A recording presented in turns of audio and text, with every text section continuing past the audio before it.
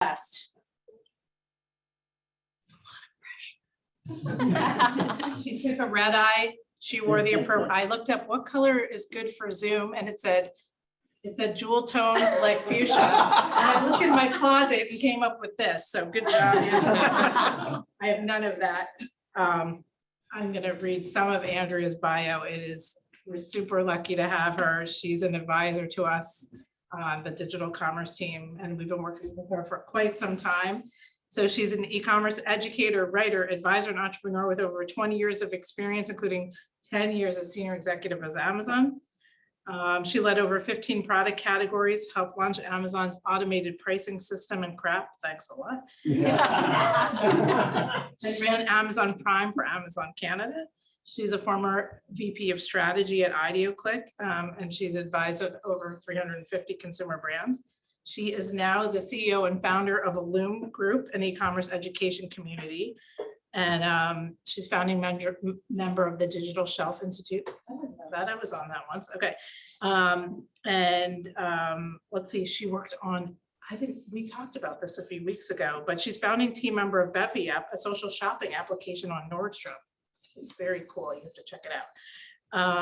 As an e-commerce industry expert and thought leader, Andrea is a speaker at national e-commerce and retail conferences, along with Emerson Digital Commerce Day.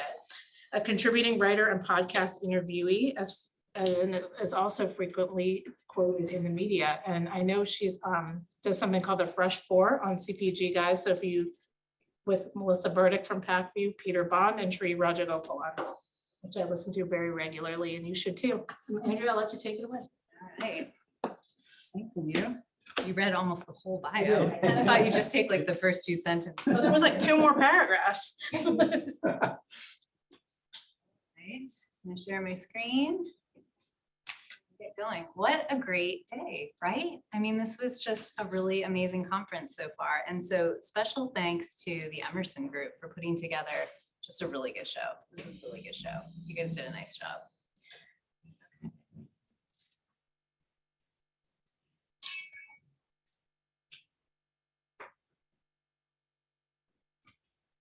All right.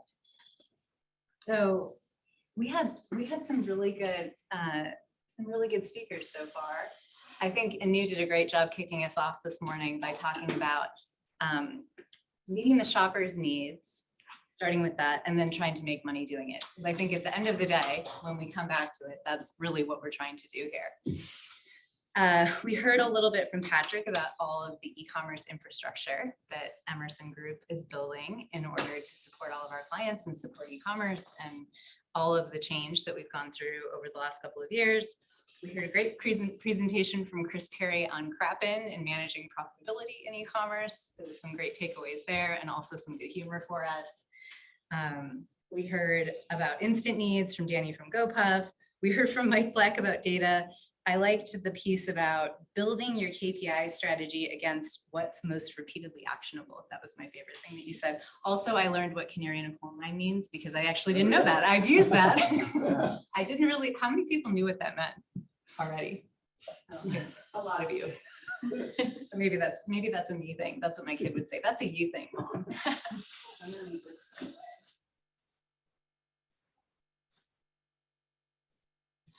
Move over there.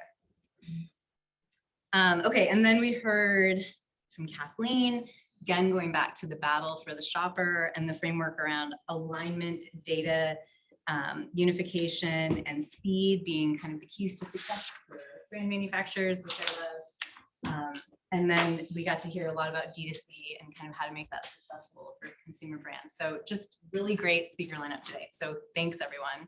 As the closer, I get to kind of recap. And now I'm done. So you can all go to your happy hours or whatever you have planned after this. So today we're gonna zoom out a little bit and talk about some e-commerce trends and a few predictions. And this comes from my company's, and we do a quarterly report. So we do a quarterly recap. Mike's gonna recognize some things in here. They came from Profitero. But we do a quarterly report on e-commerce trends and some predictions. And so we're gonna go through some of those for today. And you already did a great job introducing me and reading a very long bio, so I'll skip past that. But you can find me on LinkedIn, and every week on the CPG Guys, I read the Fresh 4 news segment for them. This is my company, Emerson Group. We have the Emerson Academy. We offer e-commerce certifications in strategy and Amazon strategy via e-learning and workshops. We also create and moderate manufacturer and retailer share groups. Okay, so we'll do a quick high-level summary of kind of the state of e-commerce. Then we're going to talk about some trends and predictions. I'm going to leave you with a framework that is an acronym, Leap into the Future. I love acronyms. If you watch any of my vlogging on YouTube, you'll see I have lots of frameworks that I like to use in acronyms. And then I'll leave you with a suggested reading list. It's basically everything that we read to put together our quarterly reports, some really fun reports from some other companies, as well as some news articles and things like that.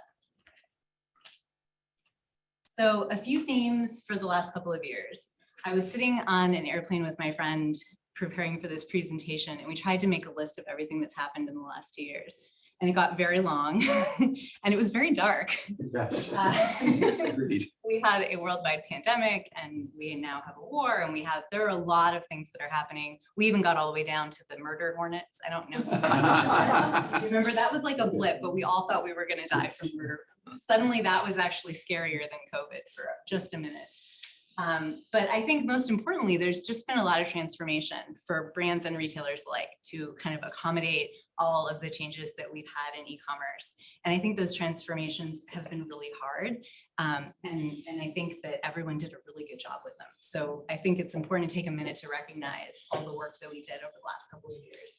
As consumer brands, agencies, some of you in the room, probably some retailers on the call, but kind of just taking a moment to reflect on that, because we managed a lot of change in a very short period of time while dealing with all kinds of other things at the same time.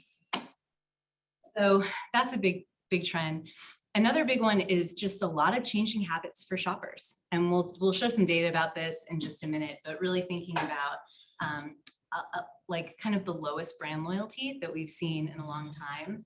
There was a study that was published that showed that pre-pandemic, 45% of consumers were likely to switch brands if what they wanted wasn't accessible. It obviously moved a lot higher, moved to 75% of shoppers during the pandemic. So lots of new habits from shoppers as it relates to brand switching, but also as it relates to where and how they're buying their products. And so thinking about e-commerce and kind of the shift to that, which we'll talk about in a minute. Next theme is this concept of digital first everything. And so as we've all been trapped at home, obviously having more time with our devices, and recent studies are showing that it's permanent. These shifts are permanent, and that we are now spending on average an hour and a half more on digital devices than we were before the pandemic. And if any of you have kids in the room, you'll definitely be seeing sort of a exaggerated version of that, probably because they're all in virtual worlds a lot of their time. And we're going to talk about that later, a little bit about the metaverse. So digital first everything, digital first shopping, digital first communication. And in that digital first piece, I think another important thing to note is that the customer is always shopping. It used to be that we would take a list to a physical store and we would have an intentional shopping experience. And now we're doing passive shopping all the time. So we're shopping as we are reading the news on our phones. We're shopping as we're browsing social media. We are shopping while we are on a Zoom call. Probably some people on the call right now. We're shopping. It's okay.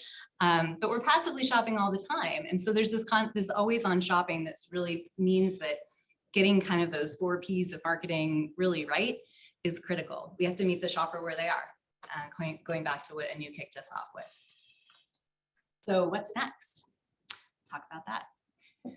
So first, these are some just overall demand curves for retail, not specific to e-commerce, but I think it's interesting to see the 2021 curve.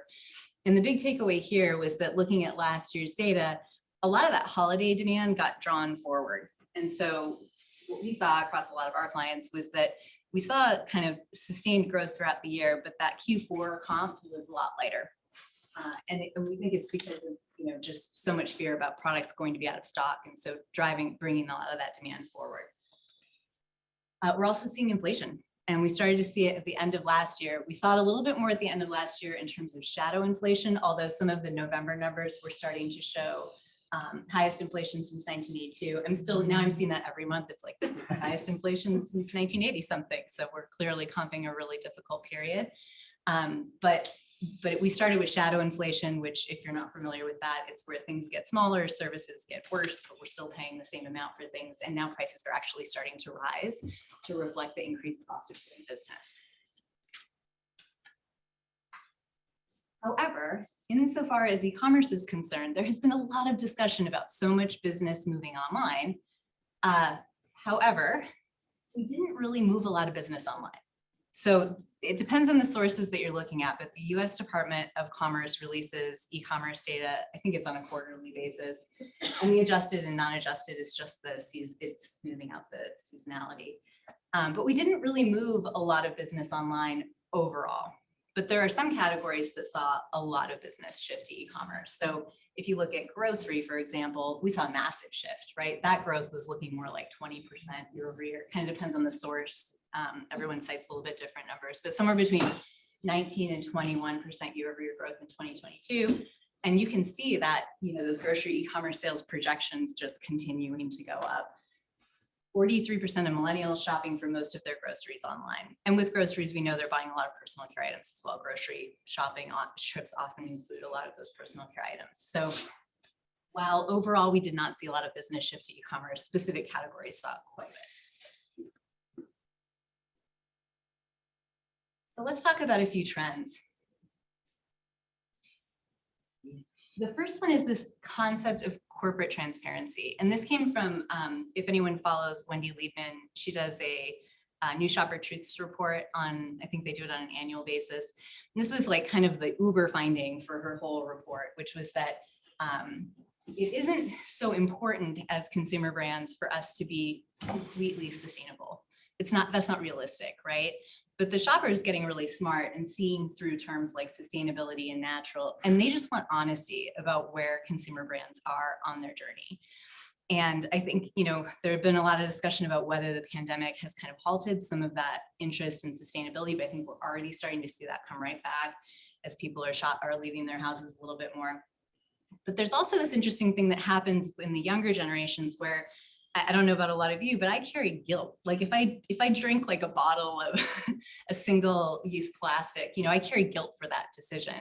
And what her study found was that the younger generations actually aren't carrying that guilt because they know that their individual actions are not going to necessarily make a difference, but they do think that the corporation should be taking a lot more responsibility.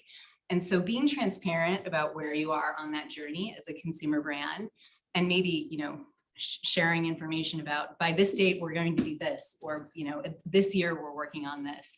I think those messages resonate really well with the shoppers. And so that kind of concept of transparency and honesty is really important.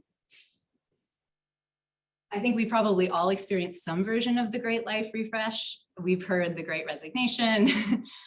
We know kind of the rise and fall of Peloton, all of the life changes that shoppers are making. A lot of those include changing brands, right? So really thinking about this concept of shoppers reconsidering like what's important to them, and kind of going back to this sustainability, like is this a core value for me, and what am I looking for a consumer brand to bring to the table? And then this one was really interesting. This was from GWI's Consumer Trends report. They called it the attention recession. So it used to be that we were competing for ad space, right? We're competing for minutes. Now we're competing for attention. We're competing for minutes. So if we're placing an ad on a social media platform, that's competing with time that consumer might be scrolling other social media, looking at other ads, looking at Netflix. And I listened to this great it's kind of a documentary, Land of the Giants by Vox Media, and they did a whole piece on Netflix. And the language inside Netflix is minutes and hours watched. So we're in kind of going back to that digital first, and now tying that into the attention economy. Everyone's competing for the finite attention of the shopper, and we're all competing for minutes. And in the case of advertising, we're competing for seconds. And so really thinking about how to be really succinct and direct in our advertising strategies for shoppers is critical.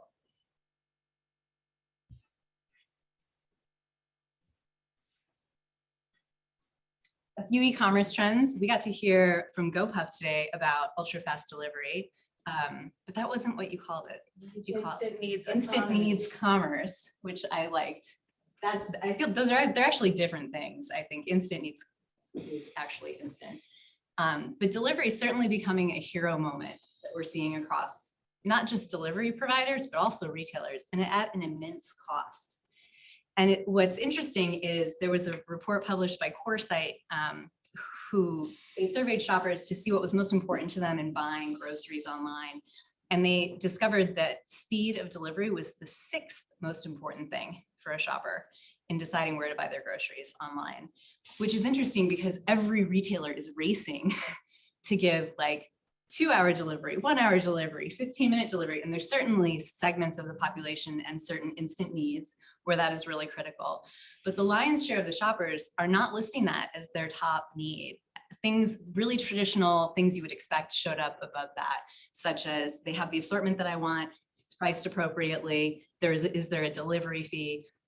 You know, shoppers still want to feel really responsible about how they're buying groceries. And when I worked on Amazon Fresh, that was something we talked about a lot. We have to make sure that we're allowing the shopper to feel responsible for making this decision. You know, we don't want them to carry, like as soon as you introduce extra fees or something that feels bad to the shopper that makes them feel like they're not being responsible with their dollars, you know, you're not developing a long-term relationship. And so I think it's really interesting that it's not the top need, yet the costs that retailers are incurring in order to achieve it is really high, and it's creating this dynamic where they have to open up new revenue streams. So I think maybe some of you saw the Walmart Plus announcement this week where they're including like Spotify memberships so they're trying to get into like a streaming situation. Amazon's trying to break into you know, the fitness space so they can have another platform by which they're able to advertise on. You know, they have Twitch, they now have Luna, which is another online gaming platform. Like these are all additional revenue streams for advertising because it's expensive to deliver groceries to shoppers, right? And other retailers are in the same boat, like developing and launching ad platforms such that the retail media landscape is so complex that I think most brands in here are kind of probably just like, I don't know what to do with this anymore. But I think the retailers who figure out how to understand where the shopper is on what I like to call the immediacy continuum, like figuring out ways to let a shopper self-select how fast they want something, right? We don't need to give 15-minute delivery to everyone.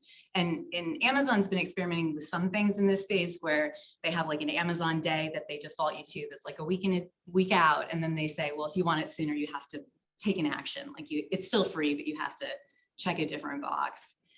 I think those are some interesting experiments that are happening to help us understand where the shopper is on the immediacy continuum so that we can right-size our investment in this space because it is very expensive.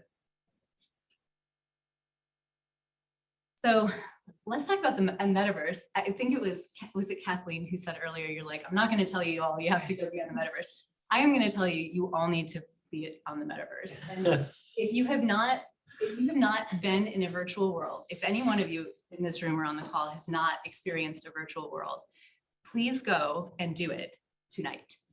Like download Roblox and go enter. Vans has a store there. Like it's really cool. You can get it. You have to do skateboarding tricks. Fortnite with your kid. Like go into some virtual world and experience it, even if you don't have a virtual reality interface, and you will see like how compelling this is and how real it can feel. And I have a friend who works at Meta, formerly known as Facebook, and they're doing their Teams meetings in the metaverse. So they put on their goggles and they go, and instead of logging into their Zoom meeting, they log into a room and they are sitting next to each other. And she said in her first meeting, she sat down next to this colleague who she had never met. And she realized she was sitting too close to him. So spatial distance, like you could feel spatial distance in that experience. And it is compelling and it is real. And it is going to be a vacuum for our society. And I don't necessarily think in a bad way.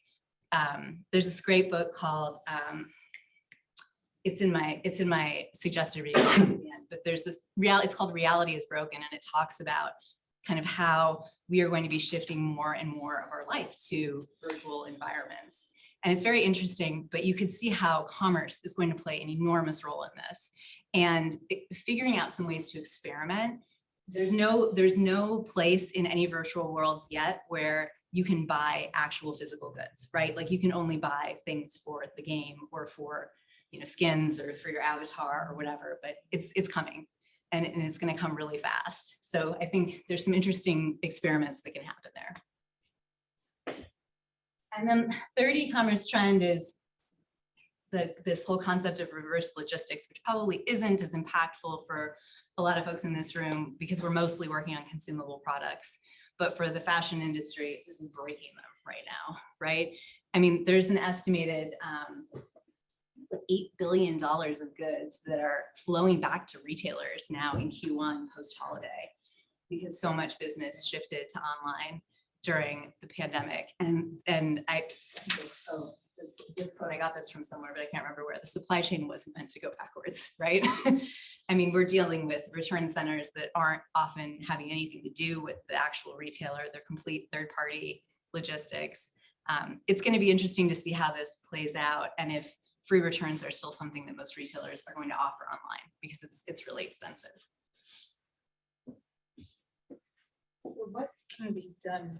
No, we don't have apparel sellers in this room, but I've seen like when I in my former role when I was in Shanghai, you'd actually go in the store with very little inventory, but you'd see a dress and you'd say, I like that dress, and you wouldn't try it on. You'd put your measurements in, they'd take a picture of your face, and then they'd show you what it looked like.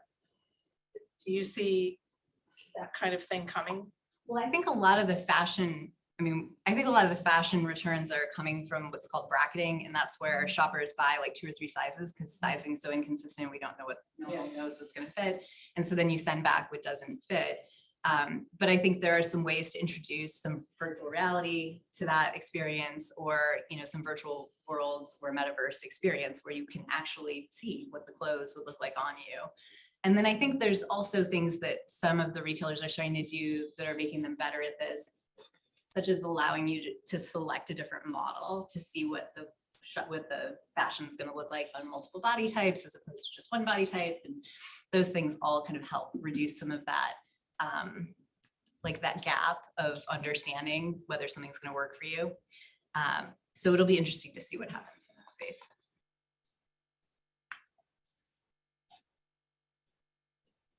So these are a few observations from Amazon, on Amazon specifically, coming primarily from their Q4 earnings report. Well, first, they're now the second largest private employer, so that happened.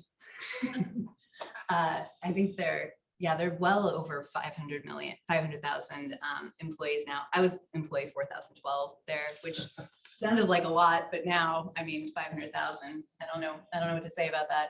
But they're entering a new phase, kind of in general, being such a large organization. And I think there's a lot more scrutiny on them in terms of their labor practices. It's a lot more difficult for them to invent and pivot. And I think if the store closures that we saw, these last couple of weeks, they announced, if you didn't hear it, they announced that they're closing all their physical stores, which took me by complete surprise. Like I had a prediction on here later that was like, they're going to blow up physical stores and they have to go get that other 80% of commerce that's not happening online. So I don't know that was a big surprise, but I actually talked to one of my friends who's still there, and he was just like, it's not working. And, we don't have the model right. And so we're going to just fail fast, take it all down, and come up with the model that does work. So they're entering certainly a new space. Going back to kind of some of the discussion around gaming, they now have a subscription gaming platform. If you haven't tried it, it's not unlike their approach to streaming content. They have some big name games, they have a lot of indie stuff, they have some things that they're created themselves, but the big thing is you don't need a console, so you don't have to you can just play it right online on your computer. But that gives them obviously another platform on which to deliver advertising. There are no ads on it yet, but it's certainly coming. And just looking at Twitch, which is the live stream gaming platform that they bought few years ago, that already has, I think it's like 20% as many users as Amazon.com. So that's huge. And so that'll give them another outlet for advertising, so we can expect new ad types and new platforms and new targeting capabilities and all of those things. If you didn't already get the email, they are raising the price of Amazon Prime as they ship more consumable products, which are extremely unprofitable for them. They have to have, again, more revenue streams. They have to find more ways to kind of cover those costs. And then this isn't really necessarily in the trends, but this is interesting. I track every quarter their percentage of net revenue that is services versus online and physical stores. So answering the question, like, are they a retailer or are they a service provider? And they're looking more and more like a service provider. It used to be like 20% services around 2018, and now they're pretty close to 50-50. And so services are like the Prime fees, subscription services, third-party seller fees, AWS, advertising, anything that's not commerce. And that's where the profit is. I mean, that's delivering like 80% of their profits. So we can expect them to continue to lean into that. And the retail business is only growing in the single digits now. So that slowed down quite a bit. And then we already talked about physical stores and closing those up. You know, it's interesting. We always think is Amazon is winning the battle of commerce between them and the manufacturers. Maybe they're not. Well, I think there's a big question. I have that same question, like, who's winning right now? Right. And I asked this at a conference last week and I had people go, oh, we could do that here. But like, who thinks the marketplaces are, the choices are marketplaces, shopper, manufacturer? Who's winning right now? Shopper. It's interesting. I think the shopper has the power too. They have a lot of options, right? They have a lot of options of where they can vote with their dollars. But between the manufacturers and the marketplaces, who do you think who has the power?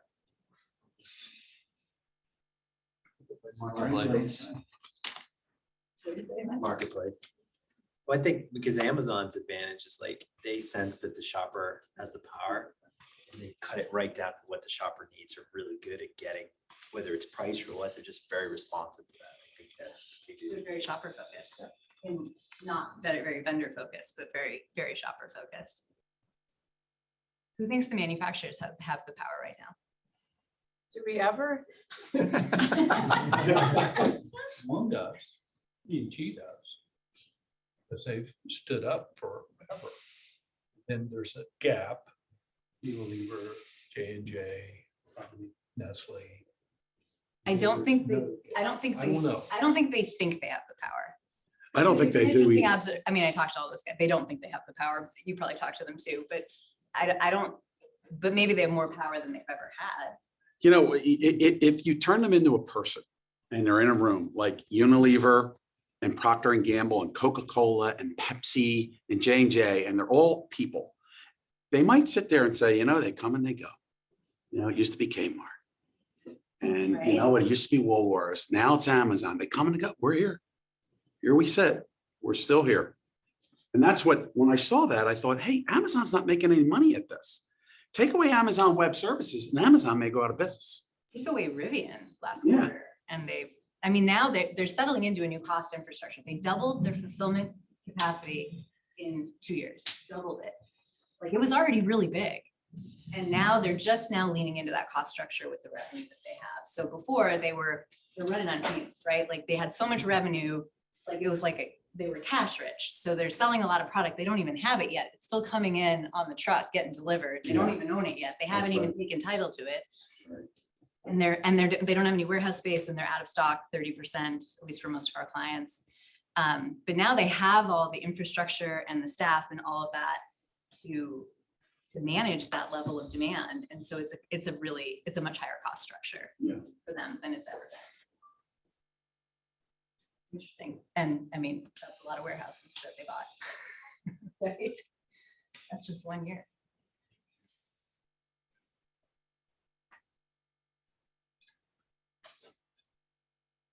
So a few trends on the manufacturer side. Mike, you'll recognize this. Stole this from your review. If you have not read Profitera's 2021 e-commerce benchmarking survey, I wait for this thing to come out every year. I love it.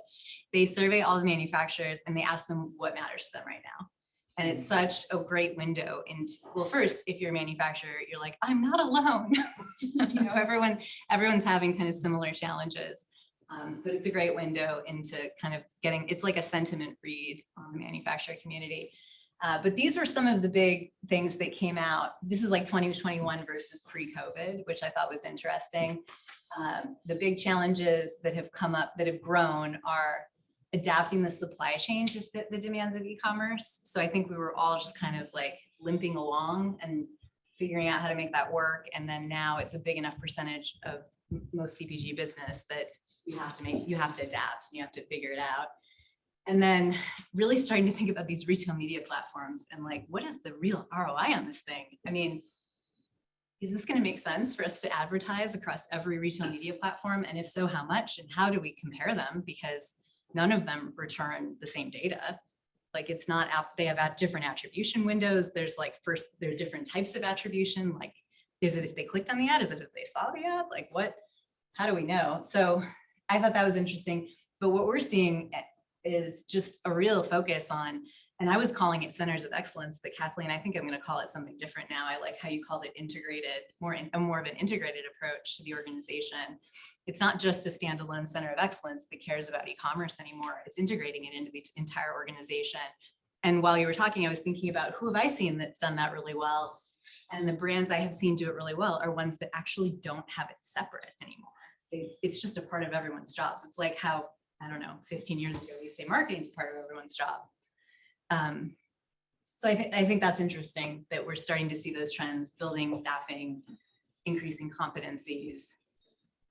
Also, just a big focus on how are we thinking about our cross-platform strategies? So everything from, should we have a D2C site, which we just talked about? When does this make sense for me? Why?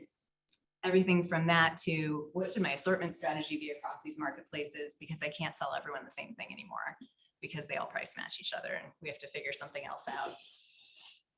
And then I think we've heard about this a lot today, but this concept of data with no insights. I heard from a large manufacturer the other day who said that they'd done a mapping across their organization to see how many third-party providers they were working with, and they were working with 35 third-party providers. Now, this was not just in e-commerce. It was like across their organization, but that's a lot of third-party information to be absorbing. I don't know how you would do that and how you would integrate that and think about, make decisions based on that. So I think focusing on the actionable data. And then I like what Mike said, what was it? Focusing on what's repeatably actionable. So not just like one-time actionable, but what can we continue to like repeatedly action? And then that's the data that we need. And that's how we're gonna, set up our organization. And you also talked about what questions are we trying to answer? What are we trying to accomplish? Because I think 5 years ago, we were all fast to sign up for every piece of e-commerce data that we could get our hands on from every provider. And now I'm starting to see brands that I work with kind of roll some of that back, be more selective, think about what they're trying to accomplish. It's more important to have insights than it is to have information.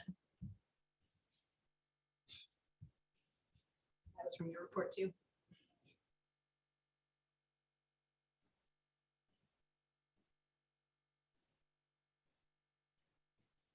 All right, we'll talk about a few predictions, and then I'll leave you with a nifty framework to walk out of here and take back to your organization. Okay, sorry, GoPuff, I hope it's not you, but I think there's going to be some huge fallout in this ultra fast delivery space or consolidation or something. A total of almost $6 billion of funding went into that space. And this isn't even a complete list of providers that got a lot of money. But they can't all stick around. So there's something's going to happen here. It's going to be a much shorter list in a couple of years. And the models are just not super profitable. So you can do math on that. I think they're going to get acquired. A lot of them are probably going to be acquired by retailers who want to have their own infrastructure, because as you're doing more and more ship to home delivery, you don't want to be outsourcing that as a retailer. You'd like to eventually have that in-house. Although there are some complexities of doing that as well, because now it's your brand. Now it's your branded delivery, which has a different set of responsibilities. I think we're going to start to see commerce in the metaverse real fast. We're already seeing commerce by known brands for virtual merchandise. I think we're going to start seeing commerce for real merchandise. And I was at the Category Management Association conference a couple weeks ago speaking, and I saw this product. It's actually for making planograms. I can't remember what it was, retail 345, or it's a number, but it's like a virtual reality planogram model. And my first thought was like, that's a person walking through a store. I mean, you can touch every item, you can pull it out, you can spin it around and look, you can set it back on the shelf. Like that's coming. It might not be this year, but it's definitely coming. And then I think we all probably saw the news about Amazon, rumors about Amazon looking to purchase Peloton. And I don't think they're interested in the bikes. They want the streaming platform, because this is the best kind of streaming because it's consumable. It's consumable. It's like the consumables of digital content, because you watch exercise videos over and over and over again, versus Netflix, where you might burn through a series, maybe you watch it again. I mean, this is going to be, if they can get into this is incredible, right? So from an advertising perspective and from a like repeat user base.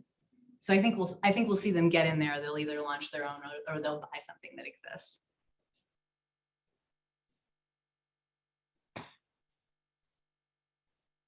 All right, here's your model that I'm going to send you all off with. Leap into the future. So we talked about the importance of transparency for the shopper. So lead with transparency. Let's tell the shopper where we are on our journey from a sustainability standpoint, from an environmental standpoint, from anything that matters to us, or that has to do with our brand identity. Wendy's last Shopper Truth report talked about how important it was that brands stand for something. Not just consumer brands, but retailer brands. Like, you have to have a point of differentiation. So really figuring out what that is, leading with transparency around that. This is the time to experiment if you can at all afford to do so. There's been a lot of change the last couple of years. There's not a lot of capacity on people's teams, but there's so much happening in the digital space that planting some seeds now is going to be what sets the winners apart from the losers. So finding some different areas to experiment and fail fast and just learn, whether it's D2C or something in a virtual world, or changing a return policy, or whatever the experimentation is, this is definitely the time to do it, because we're in a very dynamic environment right now. We talked a lot about insights, figuring out how to apply the insights. Looking at data alone is not enough. And then lastly, figuring out ways to prevent friction. And by friction, I mean, for a retailer, obviously, this is any friction in the shopping experience. For a consumer brand, this is any cost that's excess between production and consumption. If we're going to move a lot of our business to online, we have to figure out how to remove as much cost as possible between production and consumption to protect our profits and protect the retailer profits, because ultimately that comes back and becomes our profit problem for most of the retailers, especially Amazon.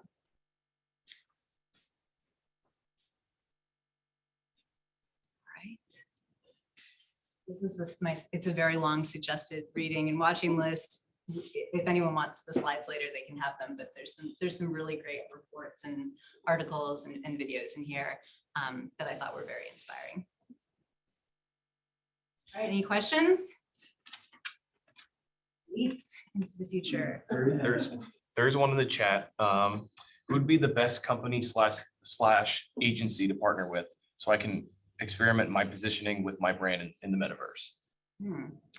That's a really good question. And Adweek I just read an article this morning where they were profiling an agency.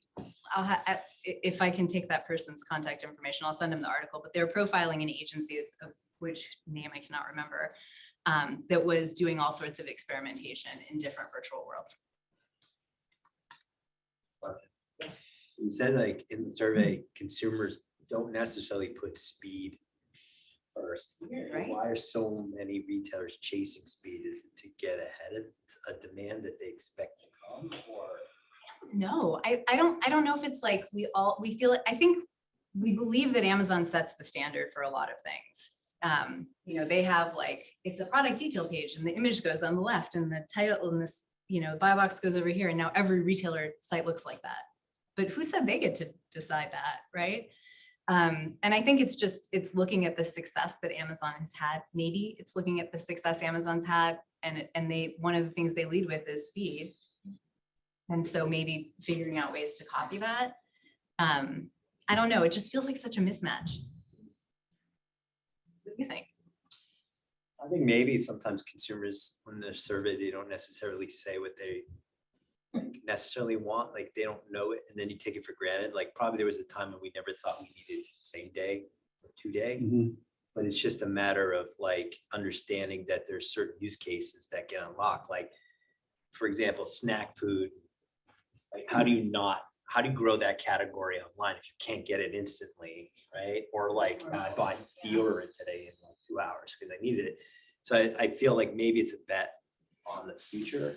And then like, I think part of why like GoPuff is taking off, is like, I gotta imagine that revenue is for advertising.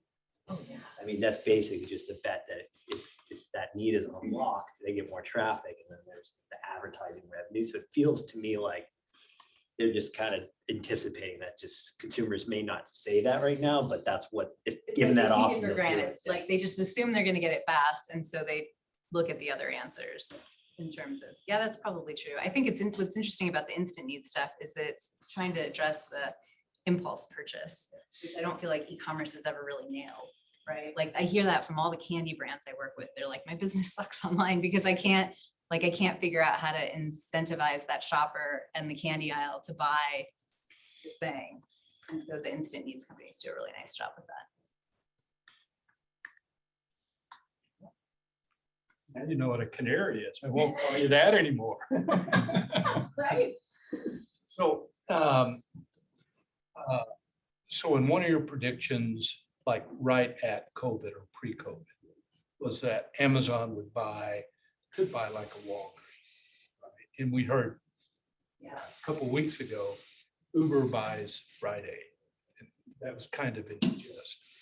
But the mergers and acquisitions with physical stores, does that make any sense anymore? I don't know what to make of their divesting from the physical store world. I don't know if it means they're planning to buy someone like, No, they're selling boots. oh, you wonder if they're gonna go after Boots. Yeah.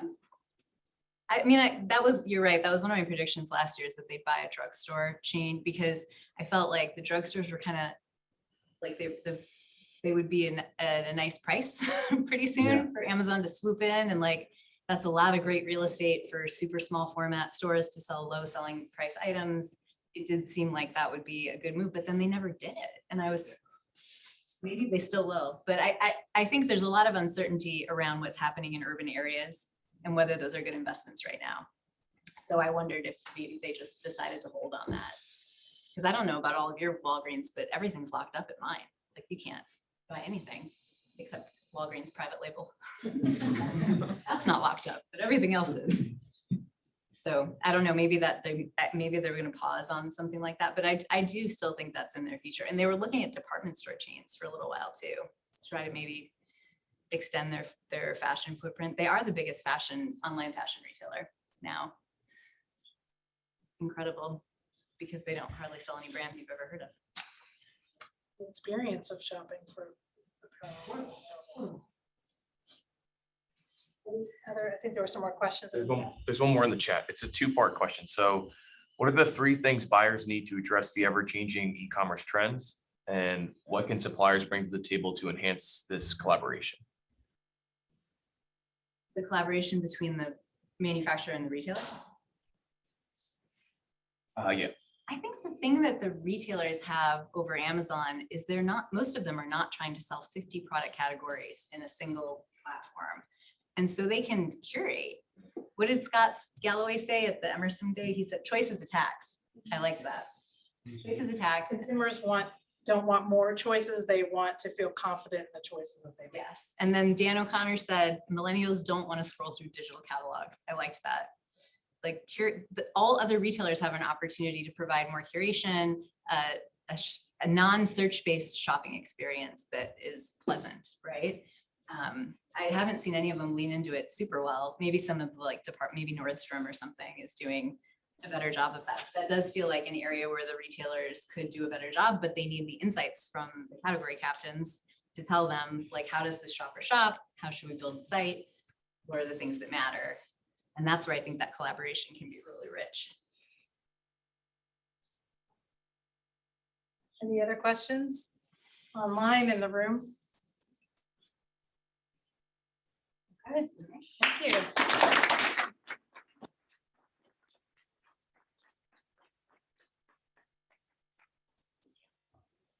We're gonna get done a little early, yay. So I wanted to thank all of the presenters for a great day. You made my job very easy. Obviously, we have a lot of professionals that do this for a living, which really helped. And thanks to all of you that joined. We had some, despite daylight savings and a Monday, we had some pretty good attendance today. And thanks to all of you in the room for your support, and special thanks to Jackie Benozzi. Without her, we wouldn't have gotten anything up here.